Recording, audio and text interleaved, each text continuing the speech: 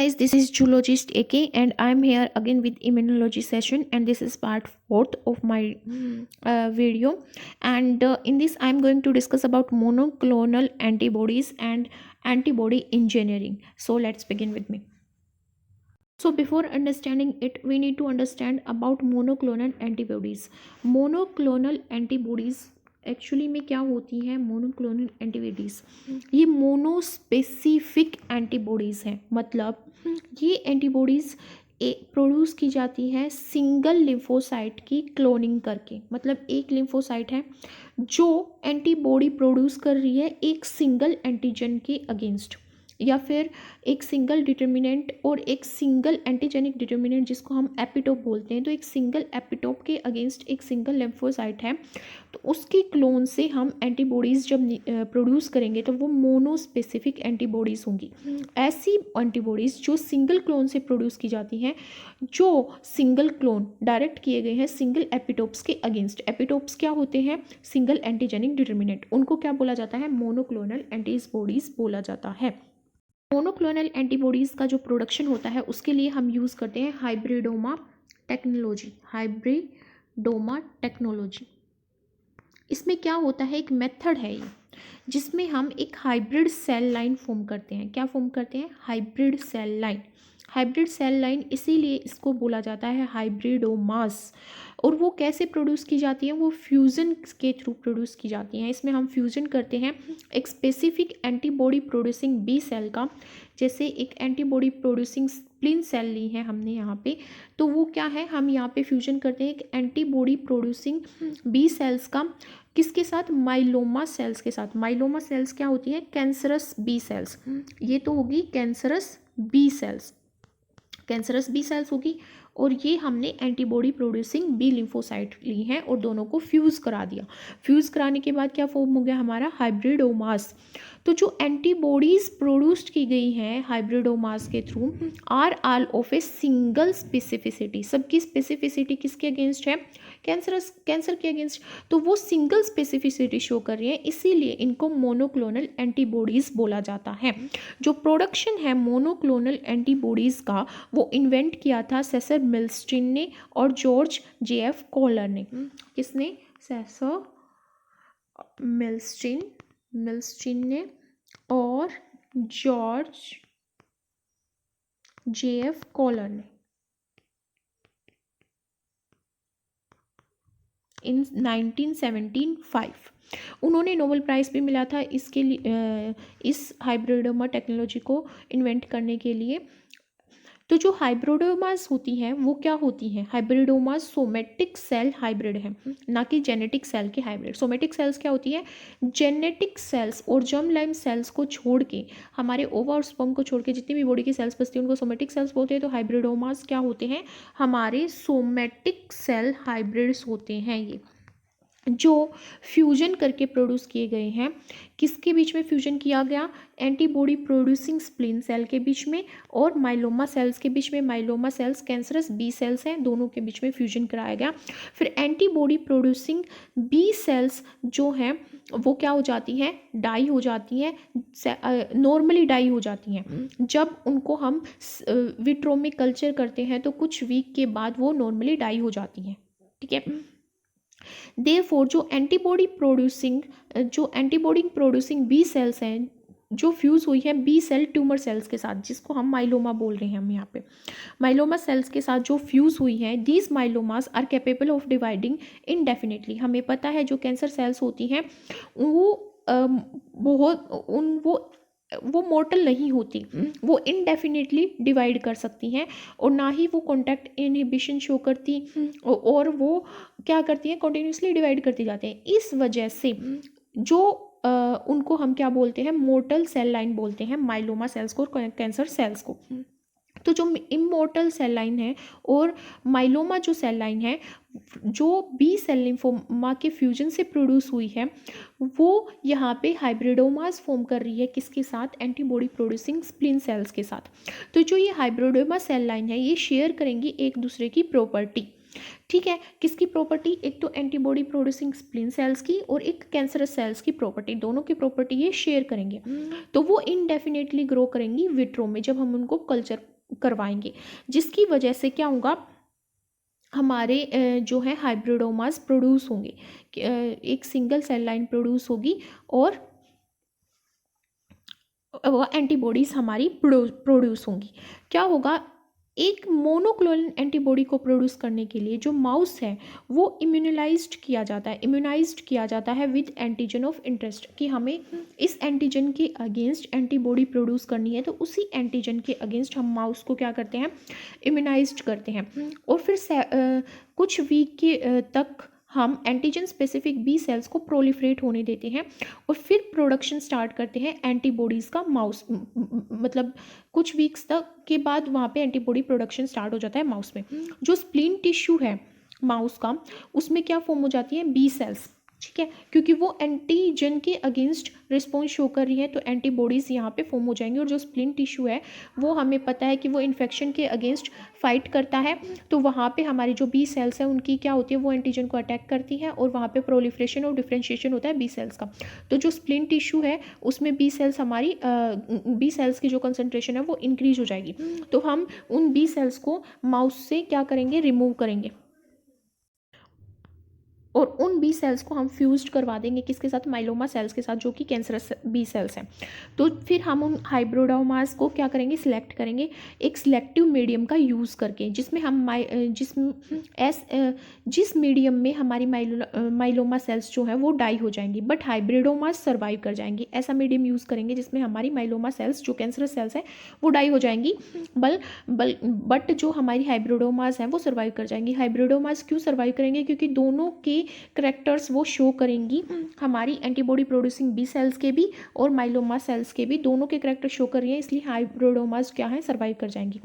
जो यहाँ पे हाइब्रिडोमा सेल्स क्या होती हैं वो सर्वाइव कर जाती हैं क्योंकि हम ऐसा मीडियम यूज़ करते हैं जिसमें माइलोमा सेल डाई हो जाती है और हाइब्रिडोमा सर्वाइव कर जाती है। तो जो वाइडली यूज्ड सिलेक्टिव सिस्टम यहाँ पे इन्वॉल्व किया जाता है ऐसा करने के लिए, वो होता है, इन्वॉल्व करता है इंक्लूजन किसका, एंटीबायोटिक, और वो होती है हमारी एंटीबायोटिक अमीनोपेट्रिन।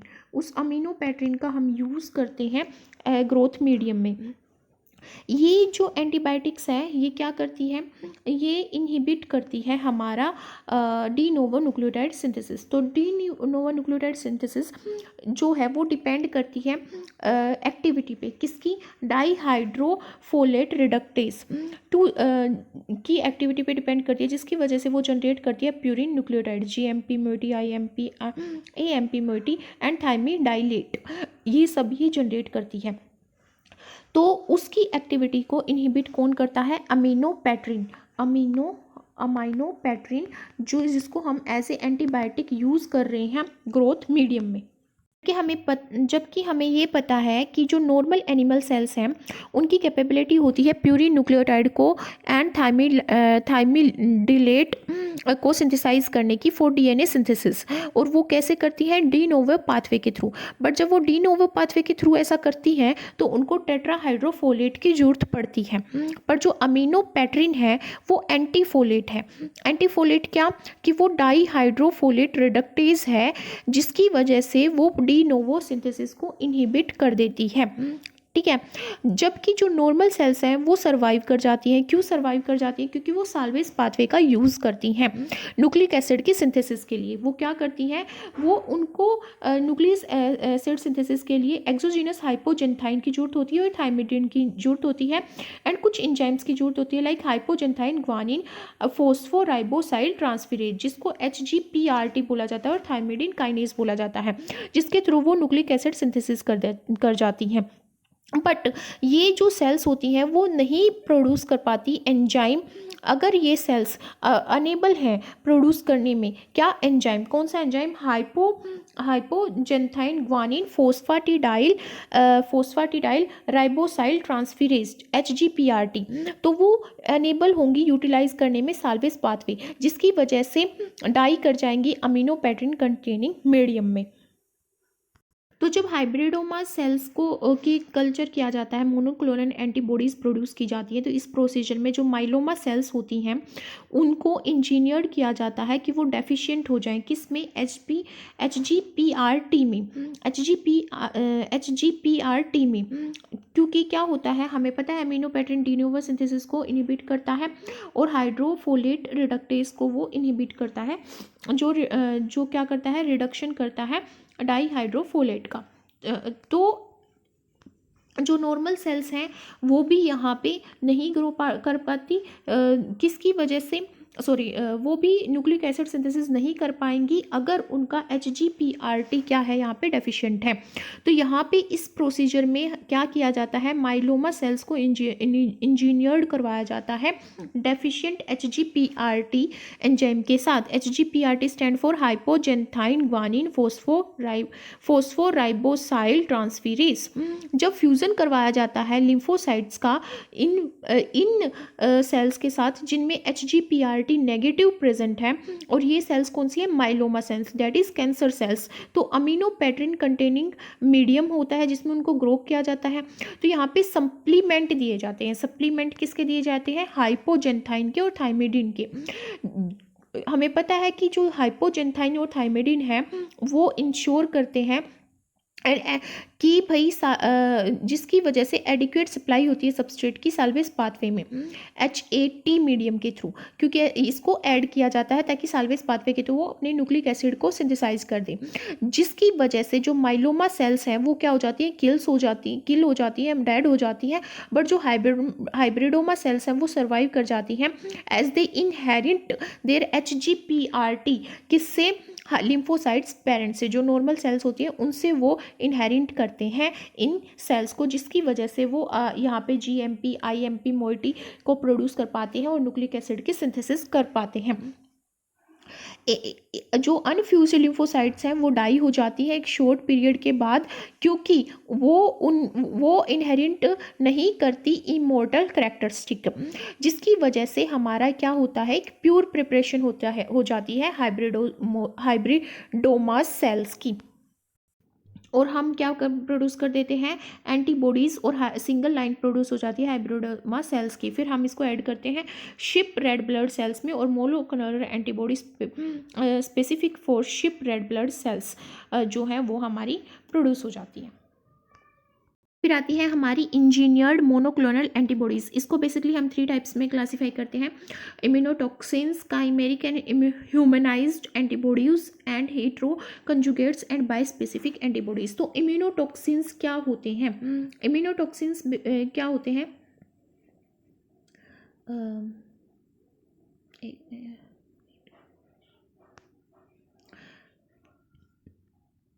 ये प्रोटीन बेस्ड क्या होते हैं, प्रोटीन बेस्ड ड्रग्स होती हैं जिसमें 2 फंक्शनल डोमेन होते हैं, 2 फंक्शनल डोमेन्स होती हैं इसमें, ठीक है।